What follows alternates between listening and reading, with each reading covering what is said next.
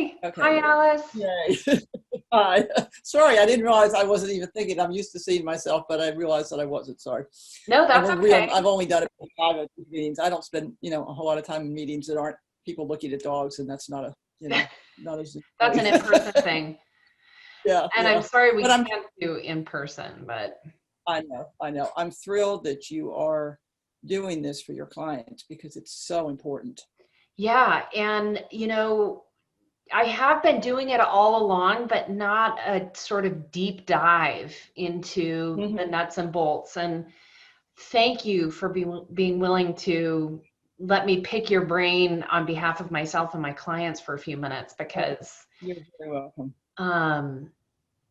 Us as a law practice, we are pet oriented. I have I don't know if you can see her, but I have a 118-pound Bernese Mountain Dog right now sleeping behind me. Yeah. One of our volunteers has a Bernese. It's just adorable. Yeah, they're just, they're our companions. And so I have clients who not only have dogs, but cats and horses. And I have a client who has tortoises, so legacy animals, which, we can talk briefly a little bit about. But kind of first, can you tell us a little bit about Lily's legacy? I really like the background on that. Oh, sure. Okay, we have been in business for about 12 years. I started it when I lived in Marin after rescuing a dog named Lily, and she turned my life around. I mean, I was about to retire and I had no plans to do other than just the normal rescue that I was already doing, and here we are 12 years later. Yeah. And so anyway. Yeah. Go ahead. It's senior dogs or? Senior large breed dogs. So they have to be 7 years and older and 50 pounds and heavier. Okay. And we have a sanctuary here in Petaluma, which you're welcome to come look at. We were very blessed about 5 years ago when a benefactor called me up one day and said, we're going to help you buy a place. It's like winning the lottery.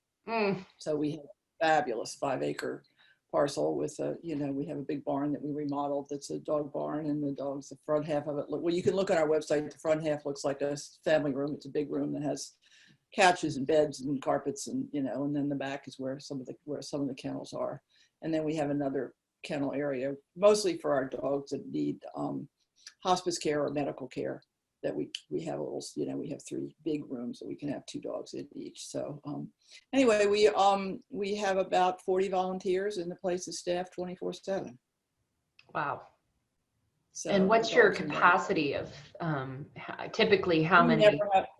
We never have more than 15 dogs. Okay. And usually it's between 12 and 15, and that's because of the nature of the dogs that we have. They require extra care a lot of times. They're older. We try to treat them as close to family pets as possible. And we don't want to compromise the level of care that they get by having too many dogs. I love that. And we do have some foster homes that we use too. And we have okay. How many dogs? Sorry. Some wonderful hospice foster homes too. So and we have right now, I think we have 6 dogs in foster. Okay. So, just from my client's perspective, if they were to pass away and they, there's not a family member or friend or, an identified person to take their pet, and they have a, more senior pet, they fall within your category. Right. Do you receive, is that the rescue? Is that the purpose of the rescue, or? No, the purpose of the rescue, we take dogs from owner surrenders, we take dogs from shelters, and we're an ongoing rescue. So we always are, it's not just for estate, kind of, passing on or going into, a facility or that sort of thing. And we get about 60% of our dogs from shelters, and we get about 40 of them from owner surrenders. Owner surrenders. Okay. Yeah. Interesting. Okay. Yeah. And is there? Go ahead. I was just going to say we have a very high adoption rate. We're very picky about how our dogs are adopted out. We have an extensive application. We do home visits. We do vet checks. We do reference checks. And then we try to match the dog to the family in terms of an emotional connection, which is really important. And, you know, sometimes we'll have somebody come out and think they want a dog that, you know, and it's not a fit for whatever reason. They may be wonderful people and have, you know, have great dog skills and be perfect for another dog, but they're not necessarily a fit for the dog, or the dog isn't a fit for them for whatever reason. Sure. And it's really important to match them up so that it's a good emotional fit too. Sure. And have you ever had the experience where a dog comes with a certain amount of money with it for its care? Yes, we have. Yes. And then that's really helpful. Okay, yeah, tell me a little bit about that, because that's, you know, that's kind of the advice I give to clients. Yes, absolutely. And particularly in this situation where, you know, it's a pre-planned thing. We have a very close relationship with our vet. We've been using them for about 15 years. I even was using them before I started Lily's. And they have a whole protocol for our dogs. Our dogs get very, very good vet care. And the first thing they do is, even if one of your clients, you know, we ended up with one of your clients' dogs and they'd had good vet care their whole lives, the first thing they do would be go to our vet. Yeah. And we get all the vet records, and they get a full senior blood panel. They'd get a full exam, a fecal test, a urine test, a heartworm test. All those things get done on every dog that comes through here. And then if they need, you know, ultrasounds or dentals or x-rays or other diagnostics, if there's something that turns up in their blood work or whatever, then we do that. And and if a dog doesn't come with, you know, its own trust, so to speak, or its own wallet of cash to pay for its care, you guys provide it as a nonprofit. Right. Yes. And so if you were going to estimate, because this might be helpful for clients too, you know, as they're trying to allot enough money to a senior dog's care, which in my experience is going to be a lot more than a young dog's care. Right. You know, what's your estimate? It's almost like asking what's your estimate to retire on as a person, but you know, you at least have more of a bird's eye view than me or my clients. In our pet lifetime pet care program, we request $5,000, which may be too much, but in most cases it might not be. It's probably not enough, depending on what's going on with the dog and what they need and whether or not they get adopted. I mean, if they end up, the dogs that don't get adopted stay at Lily's for the rest of their lives or in a permanent foster home. So we don't euthanize for space or any of that kind of stuff. So, you know, I mean, it can run up. I mean, we have dogs that by the time that we have a dog right now that had major surgery and her bill is probably $3,000 or $4,000. We had a dog who had to have a leg amputated last week. I know that bill is going to be, you know, in addition to all the other care that she's already gotten, that's going to be, you know, probably close to $5,000. And and food and you know, flea medicine and, you know, all that heartworm, all of that. Yeah. And so minimum 5,000 is what I'm hearing for a senior dog, and that might not even be enough. That might not be enough. So if somebody wants to do more than that, we're happy to take it.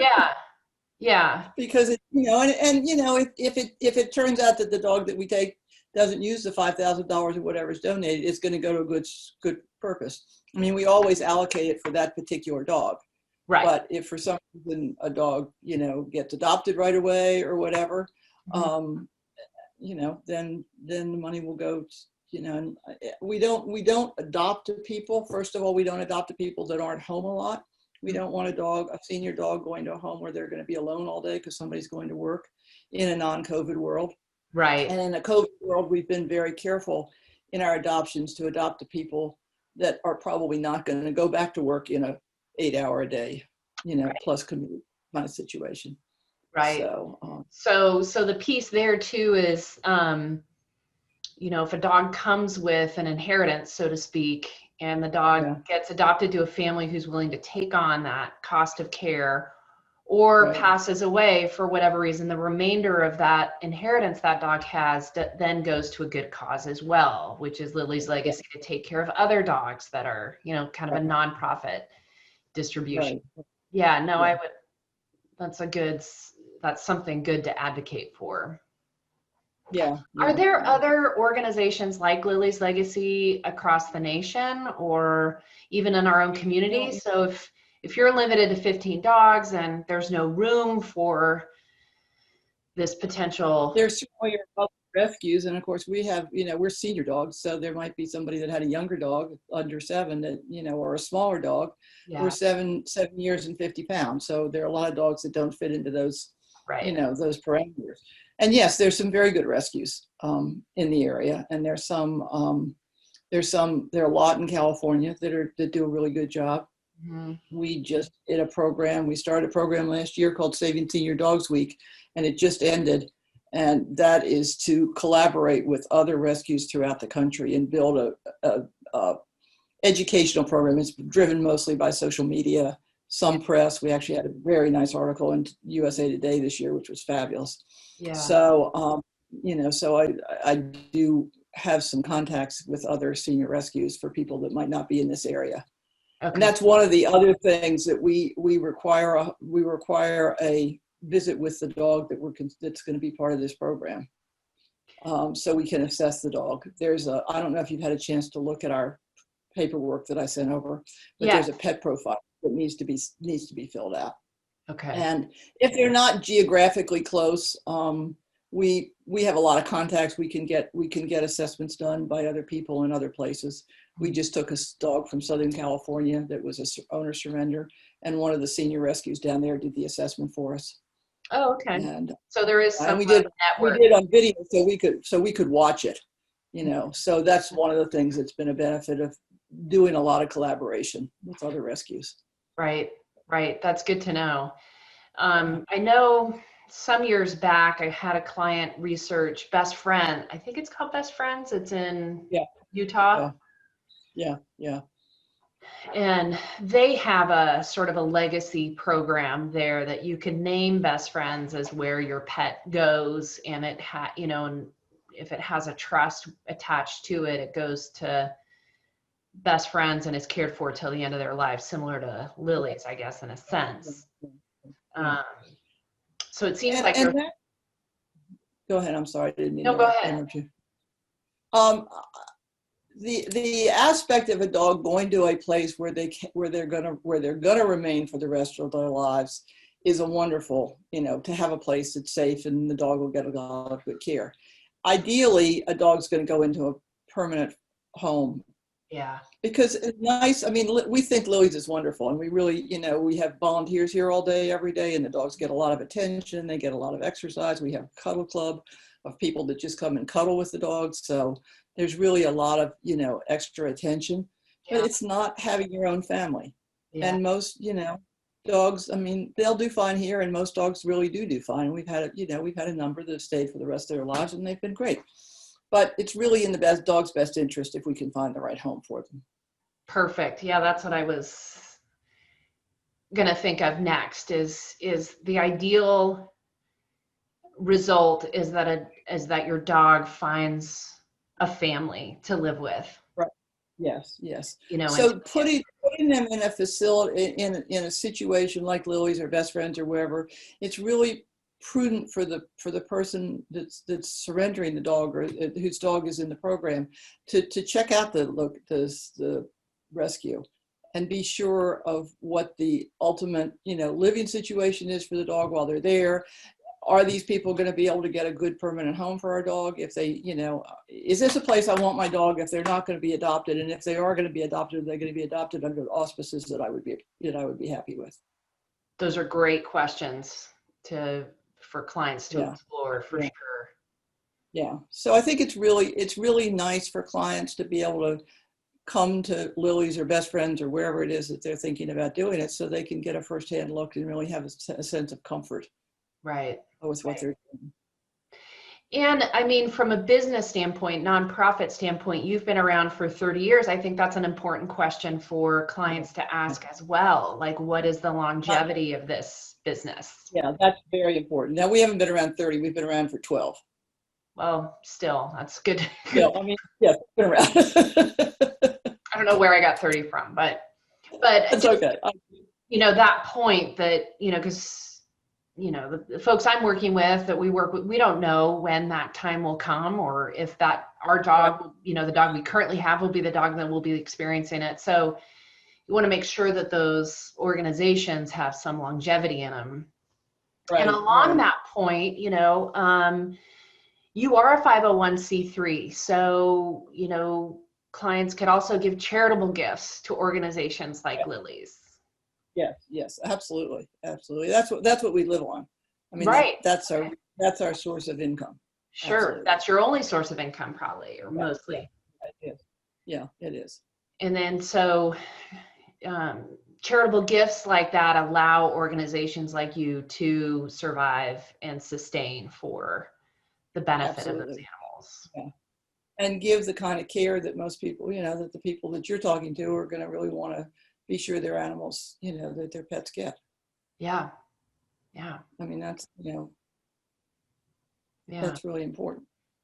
Yeah, I agree. I mean, from my perspective, it's a peace of mind thing. I want to know that my animals are going to be in a place where they can be not only physically taken care of, but emotionally taken care of. Absolutely. Because, losing a family is traumatic for a dog. Yes. Under whatever circumstances they lose it. Particularly if they're older dogs. Yeah. So do most of your clients have older dogs? The ones that are doing this process? Yeah, I don't know. I know a lot of my clients have pets, and if you come from the perspective of I'm setting up this plan, and if something should happen to me, and I leave behind certain animals, I want to make sure they're cared for. We don't know how old those animals are going to be or what position they're going to be in. But you got to plan for it. I had a girlfriend who died suddenly, and she had 2 Yorkies that were, I want to say they were like 12 and 11 when she passed away, and then an 18-month-old Bernese. And luckily we had another girlfriend in the neighborhood who had a smaller dog, and she took the 2 Yorkies and I took the Berner with the intent of finding a home for him. And I had the experience that that's a very difficult prospect to do with a young dog and a young bred dog that people, I can't tell you how many people by word of mouth were saying, oh, I've always wanted one of these dogs. And in one situation, I let this gentleman take him for a weekend, which I'm glad I did, because he came to return him and said, I thought I wanted this kind of dog, but this is not a match. Ultimately, her niece took the dog, and it was a good fit, and she had emotional connection to her aunt and to this dog because of that. So, but she was, states away, so I never got to see the dog really again, except through pictures. But so I've been through the experience of trying to find, as a trustee, trying to find placement for dogs. Right. Yeah. And it's hard. I mean, if you're not in the business and you don't have contacts, for lack of a better word, it's hard. And the insight I got from that is, number one, name someone who gets the dog and make sure they're ready and willing to take the dog, know the dog, all of those things, or cat or horse or whatever it is. And if that's not an option, or maybe even as a backup, have your trustee go to organizations like yours, check them out, and place, surrender the pet. Right. Yeah. Would you agree with that sort of choice decisions? Really important. Yeah. And then, for all of us animal lovers, always plugging, donating to Lily's Legacy and organizations who Please do, funding like that. That's what makes us be able to do what we do. Right. And give the level of care that we give. Mm-hmm. Yeah, and the level of care that sort of category of dog needs. Yes, absolutely. Okay. So I think the combination of finding a place that has good, has good staffing, I don't mean paid staffing. I mean, it can be, some places can afford it. We have 3 part-time people and the rest of us work on, or volunteers. And we have about 40 volunteers and we have a real team. I mean, the whole place operates as a team. And, you know, do they have good vet care? Do they have a good facility, or do they have good foster homes? I mean, most rescues operate out of foster homes. There are very few of us that have an actual physical location. Oh, you know, in respect to the whole world of rescue, they're more foster based than there are physical facility based rescues. But you know, you know, that kind of thing. So those are all really important questions. Yeah, thank you for that list. I think that'll be important for our clients too. Yeah. Well, thank you so much for taking time. You're so welcome. You're very welcome. And you've got my paper, you got our paper.